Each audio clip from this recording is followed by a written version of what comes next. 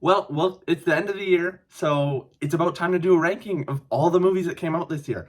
And honestly, 2022 was kind of a bonkers year. I thought there was a ton of great movies that came out. Great TV, great film, great big budget blockbusters, great smaller films, smaller art award films.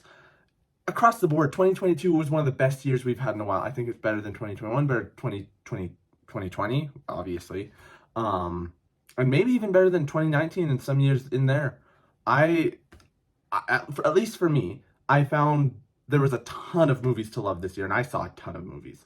But with that being said, I got to pick 10 to put in my top 10. And that proved to be especially hard because there are so many movies this year that I loved. Even ranking my top 10 was tough this year. But I got a list, so here goes. We're gonna start at 10, work up to 1. Here's my top 10 of the year for 2022. Before we begin, I just want to highlight some quick honorable mentions because I loved a lot of movies this year. I couldn't fit all of them into my top 10, but I wanted to highlight 5 more that are really good and I loved and I think you should watch. So first up, The Banshees of Inisherin. Second, The Northman. Oh, so good. Third, She Said. Really impactful stuff. You need to see it. Fourth, The Woman King. This is like on the level of Gladiator and Braveheart. I loved it. And for that matter, The Northman is on the level of Gladiator and Braveheart too. They are both great movies. The Woman King is fantastic. And fifth, this isn't going to be on a lot of people's list, I think. The Adam Project, Netflix's Ryan Reynolds comedy where he meets his young self. I thought that one was really good. So yeah, that's my 5 honorable mentions. Now let's get into the top 10. At number 10, we've got Avatar, The Way of Water, James Cameron's follow-up to the smash hit that was the first Avatar, the biggest movie of all time. And well, The Way of Water lives up to it. It is as good as the original Avatar. I liked it a little bit less. I think I liked the first one a little bit more. But wow, this movie was incredible.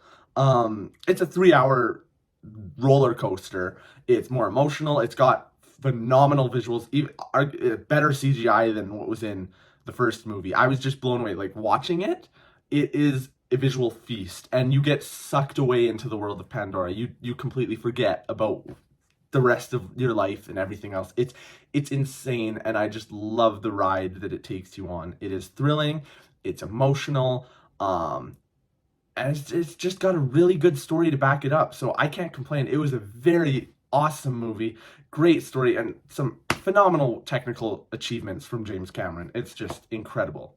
Coming in at number 9 is The Menu, and this was a huge surprise for me. I went into it knowing essentially nothing. I'd only seen the trailer, and it was just such a fun, wild ride. It's a great social satire making fun of the 1%. Foodies will love it. Ray Fiennes and Anya Taylor-Joy have some phenomenal performances, and overall the script is just, it's hilarious, it's filled with dark humor, and even it's got a lot of tension, and I was amazed. I came out of it absolutely in awe of what I just saw because I was so surprised and just so happy with what they delivered with The Menu. Coming in at number 8, this shouldn't be any surprise that it's on my top 10 of the year. Black Panther: Wakanda Forever. And I always have a Marvel film in my list because I love Marvel, and I believe your top 10 list kind of shows who you are as a person, what you like, what your interests are. So I always, even like, I love having Marvel, and I'm glad this one was on the list. Doctor Strange and Thor Ragnarok, Thor Love and Thunder this year, they were great. I liked both of them, but I loved Wakanda Forever. I really loved it. I thought Ryan Coogler, he had an impossible task coming into this one with the passing of Chadwick Boseman, and he just handled it masterfully. I thought the story was beautiful. There was lots of great emotion in it. I think the Black Panther movies feel like the most connected between the two of them out of any of the trilogies or arcs in the Marvel universe. Just from like the set design, the costuming, to the music. Oh, the music, but the Ludwig Göransson's score is just phenomenal for this movie. So I thought all around it was a really great movie, really emotional, and I adored it. At number 7, is Glass Onion, a Knives Out mystery. Holy shit. I came out of this theater. I went to see it in theaters twice, and I was thrilled with what I just saw. It is better than the first Knives Out. It is so much fun, so well written. Rian Johnson just has this really tight grip on what makes a murder mystery great. And he has this excellent satire woven throughout it. He's got great characters. And Benoit Blanc is a new iconic detective character to stand up again beside Sherlock Holmes, beside Hercule Poirot. And I loved it. The mystery is fantastic. The cast is wonderful, from Daniel Craig reprising his role to Edward Norton to Janelle Monáe, Dave Bautista, Catherine Hahn. Like, they were all fantastic. And the movie's so much fun. I've seen it 3 times now, and I love it more each time. I love how the mystery, you can rewatch it and catch more things, but the mystery made sense throughout. You could figure it out, but it was also very difficult on first viewing. But wow, I thought it was so good and so well written. I could watch Rian Johnson do these murder mysteries for years. Coming in at number 6, we have Jordan Peele's Nope. This movie blew me away. I thought it was such a spectacle to behold, and I say that purposefully because this movie is about spectacle. And the story that he wrote, with all the themes interwoven about spectacle, chasing spectacle, how we all want to see it, and go out of our way to try and see spectacle when maybe we shouldn't. It was just so well done. I loved the script.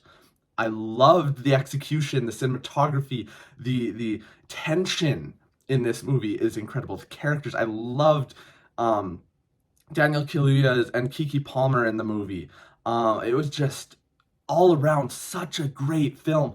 For me, I know a lot of people say Get Out's his best. For me, Nope is his best movie, Jordan Peele's. I was so thrilled by it. The run scene at the end is incredible. It's one of my favorite scenes of the year. And has one of my favorite scores of the year too. I love the music and that scene especially, but the whole movie. And it is incredible. And it had a surprise in there that just it was something I never considered, and it just blew me away. The whole movie blew me away. I was thrilled by it. Saw it a couple times. The IMAX visuals are fantastic. Again, the cinematography, all around. This was such a great film, and honestly, it was in my top 3 for a long, long time because I love this movie. So yeah, Nope, number 6. Love this movie. If you haven't seen it, go see it. It is so good. So at number 5, we have The Batman. This feels like it came out last year because it came out so long ago. It came out in March.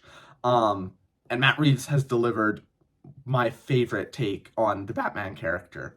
I was never a comic reader, but from what I hear, this has made comic fans happy, seeing a Batman truly take on the detective kind of role. It's something we really haven't seen in the movies thus far. I love Chris Nolan's Dark Knight. I really do. And it is, the Dark Knight and the Batman are on the same level for me. But I really loved what Matt Reeves was able to do with the character and with this story. Because I thought all around, like, this is an excellent comic book movie, but also an excellent movie as well. Like, it's got the production value on it was insane. I love the tone he struck. I love Robert Pattinson as Bruce Wayne, the Batman, was incredible. I love the world of Gotham that Reeves built, from the production design to the atmosphere of it. I really, really loved Michael Giacchino's score. That I think it should be nominated for best score, but it didn't make the short list, so it won't. But I think that is one of the best scores of the year. The action is incredible. I didn't feel the 3 hours. The mystery is awesome. I really love Paul Dano as the Riddler, and there's a scene in there that, again, is one of my favorite scenes of the year, because I watched that movie and I was just like giggling at how good the scene was. But all around, The Batman, incredible movie. I loved it. Okay, this is where we get into it. 1 to 4, it's really close. And I was even shuffling it just before I started filming because I love all these movies and I was really not sure where to place them because they're all so good. And I all want them at number 1 for different reasons. So, Number four is going to surprise a lot of people. It's probably going to be number one for a lot of people's list this year because it was a huge, huge movie. You can probably guess it already. Number four is Top Gun Maverick. I know, I saw it like 8 times in theaters, and it's my number four. I had it at number one for a while, had it number two, number three, and it got bumped very recently out of the top three, like last week, given some hints. I love this movie. This movie thrilled me. It obviously, like, look at the box office, look at audience reaction to it. Everyone loves this movie who's seen it. It just has this feel to it, like it really is. We don't get movies like this anymore.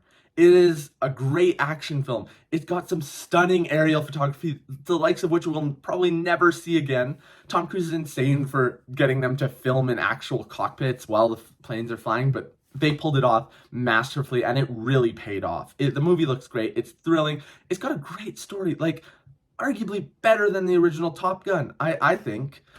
Sure, it has some Star Wars moments in the end, but that is kind of part of the genius of it, with Chris McQuarrie coming in. And I think that's a McQuarrie thing there. I was just blown away. Every time it has my heart racing. It thrills me. It just, I have this huge grin on my face while watching the movie. It is a powerhouse of a film, from the visuals to the sound to the music. The acting is great. Tom Cruise is incredible. I love him. But I also really love that scene with Val Kilmer. I love Miles Teller in it as Goose's son. All around, this movie is so good. So yeah, coming into the top three, number three, just saw it last week and fell in love with it, is Damien Chazelle's Babylon. I know a lot of people, this movie isn't hitting for a lot of people. Well, for me, as a cinephile, a film lover, this hit me so well. I loved it. Saw it the first time. It blew me away. Went back the next day, saw it again, loved it even more. This movie is made for me. I know it's not for a lot of people, but it's made for me. It's Wolf of Wall Street mixed with Once Upon a Time in Hollywood, Great Gatsby, mixing in like Cinema Paradiso, Sunset Boulevard, Singing in the Rain, a bunch of classics. It is bonkers. It's insane. It's unhinged. And I couldn't love it anymore. It's about the golden age of Hollywood. It's essentially a film history lesson in the movie. I took a film history course last year, and it covered a lot of the stuff from the transition to sound, how the actors reacted to that, to morality clauses from the studios. They got greater control. And honestly, it was a beautiful movie for me. And those last 5 minutes in the movie will live on in my mind as one of the greatest finales I've ever seen. It made me cry. It's a huge, bold swing from Damien Chazelle, but wow, did it ever work for me. I love Damien Chazelle's movies. As you know, La La Land's my favorite movie of all time, so of course I loved Babylon. The music in it, too, is incredible, and I think it will win Best Original Score. Babylon is great. Go see it. I promise you, you'll get something out of it. I truly loved it. If you love movies, I'm sure you'll love Babylon. It's so good. That's my third of the year. Coming in at number two, and this was my number one for majority of the year. This was my number one since I saw it till about last month. Everything Everywhere All at Once. And I know this is going to be a lot of people's number ones, and it's going to confuse a lot of people, because for the longest time I said my favorite movie this year is Everything Everywhere All at Once. And it's, honestly, it's a coin toss between this and what my number one is. Everything Everywhere All at Once is probably the most original movie we've got all year.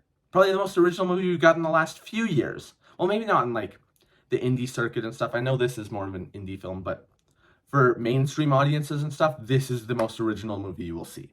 It's crazy. It's so unique and bonkers, but so good. The Daniels have this, I love their maximalist sensibilities with cinema, and how they just want to throw everything they can into the movie, and it just works so well. It is filled with heart and emotion too. Michelle Yeoh's performance is great. I love Ke Huy Quan. He is so good in it, and I really hope he gets some awards. I hope Michelle Yeoh does too, because they were both incredible. The multiverse stuff is crazy, and it's honestly better than Multiverse of Madness was. This movie is just perfection. I can't imagine it being any better. It blew me away, and I love this movie to death. You got to see Everything Everywhere All at Once. Sure, it's crazy. It's a lot to take in on first watch, but it really is so good. And I love how then, despite all the craziness, all the unique editing, all the unique cinematography, all the crazy ideas, it comes down into this emotional, heartfelt story at the end, and really has some core themes that really worked for me. So Everything Everywhere All at Once is my number 2. We've made it. Number 1, my favorite movie of the year, and what I think is one of the best movies of the year, Steven Spielberg's The Fablements. Need I say any more? Sure, this might not be everyone's favorite. I don't think it will be. But it hit a place in my heart that it really resonated with me. For me, I connected with Spielberg's autobiographical story, or the story of Sammy Fableman, if you will. And it showed me a piece of me, like just this young film lover who just wants to be a part of that, who wants to make movies, who has this eye for it, who uses film to understand the world around him. And I loved it. Every minute of it. I had tears in my eyes for a lot of it. It is cinema magic. And of course, even if it wasn't just about that, Spielberg is a master of cinema. He's a master director. I couldn't imagine him not delivering on this movie, even if it wasn't about film. Like, it's insane. Spielberg just has this magic touch that anything he does is gold. And that, I think, The Fablemans is the best movie of the year. It comes down to it. When it comes down to it, yes, The Fablemans is my favorite movie of the year. I will rewatch this countless times, but I will also rewatch every other movie on my list because I love them all. Every movie here I want to rewatch over and over again. Every movie here I love to death. So don't think like, oh, Avatar's number 10, he didn't like Avatar. No, I love Avatar. It's just, I love so many other movies too. So, yeah, that's my list for 2022. My favorite movie is The Fablemans. Then we got Everything Everywhere All at Once, Babylon, Top Gun Maverick, The Batman, Nope, Glass Onion, Black Panther Wakanda Forever, The Menu, and Avatar The Way of Water.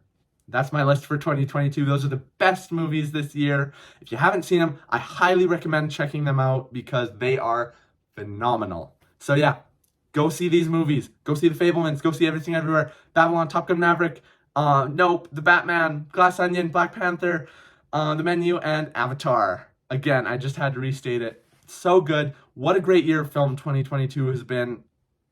I'm blown away. I love this year so much. I cannot wait for what 2023 has to come. And that being said, check back soon for my 2023 most anticipated list, because I'm really excited for what that year has to offer, especially in the months of June and July. Those months are going to be insane. So yeah, that's my top 10 of 2022. Go see The Fablemans. It is so good. You will not regret it. Thanks for watching. Let me know, what's your top 10 of the year? I'd love to read it. I'd love to see it. The film is very subjective. We're all going to have different top 10s. This is mine. Let me hear yours.